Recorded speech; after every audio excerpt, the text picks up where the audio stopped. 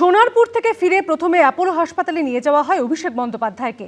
পৌঁছন মমতা বন্দ্যোপাধ্যায়, কিন্তু প্রাথমিক চিকিৎসার পর ছেড়ে দেওয়া হয় তাকে।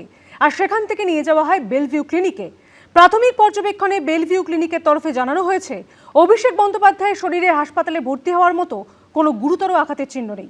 সোনারপুরে নিহত দলীয় কর্মীর বাড়িতে যাওয়ার সময় প্রবল জনরোষের মুখে পড়লেন অভিষেক বন্দ্যোপাধ্যায়।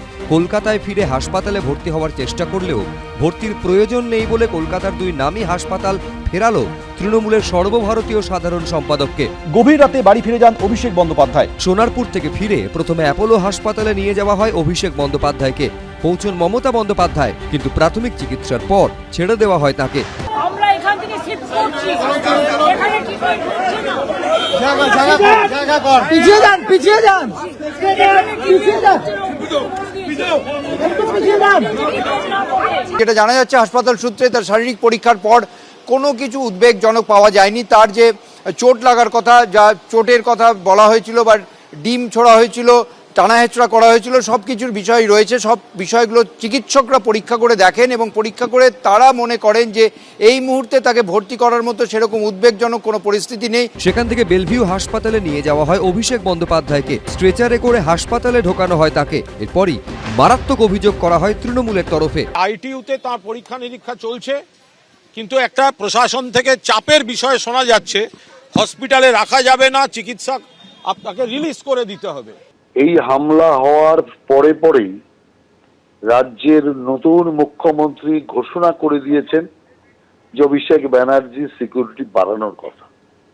অথচ এই অভিষেক ব্যানার্জির নেতৃত্বে আমাদের কেন্দ্রীয় সভাপতি জগৎ প্রকাশ নাড্ডার উপরে চরম হামলা করা হয়েছিল।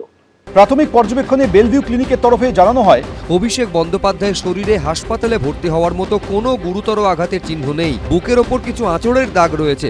অভিষেক বন্দ্যোপাধ্যায় কথা বলছেন, সম্পূর্ণ সচেতন রয়েছেন। তাই অভিষেক বন্দ্যোপাধ্যায়কে হাসপাতালে ভর্তির প্রয়োজন নেই। কোনো হাসপাতালে ভর্তি না নেওয়ায় ক্ষোভে ফেটে পড়েন মমতা বন্দ্যোপাধ্যায়। তার অভিযোগ, ভর্তি না নেওয়ার জন্য চাপ দিয়েছে বিজেপি। যদি প্রয়োজনই না ছিল তাহলে আইটিইউতে নিয়ে গিয়ে টেস্টগুলো করার অ্যাডভাইস করা হলো।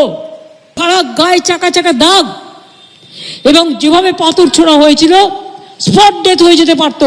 একটা কথা সন্দেহ করছেন এই প্রসঙ্গে, আজকে বা কালকে বিভিন্ন সময় তার বাড়িতে যেসব হাজিরা দেবার কাগজ গিয়ে পৌঁছেছে সেগুলোকে এড়ানোর জন্যই তিনি নাকি হাসপাতালে যাওয়ার নাটক করছেন। এটাও যদি হয় তাহলেও কিন্তু চিন্তার ব্যাপার। শারীরিক নিপীড়ন, উৎপীড়ন বা শারীরিকভাবে বা মানসিকভাবে কাউকে আঘাত করা আমাদের দল সমর্থন করে না। আজকের যে ঘটনা তাতে আমরা কড়া নিন্দা করছি। কোনো হাসপাতাল ভর্তি না নেওয়ায় রাত 11টা নাগাদ বাড়ি ফিরে যান অভিষেক বন্দ্যোপাধ্যায়। ঝিলম করঞ্জাই, অনির্বাণ বিশ্বাস, ঐশী মুখোপাধ্যায়ের রিপোর্ট, এবিপি আনন্দ। এবিপি আনন্দ, এগিয়ে থাকে, এগিয়ে রাখে।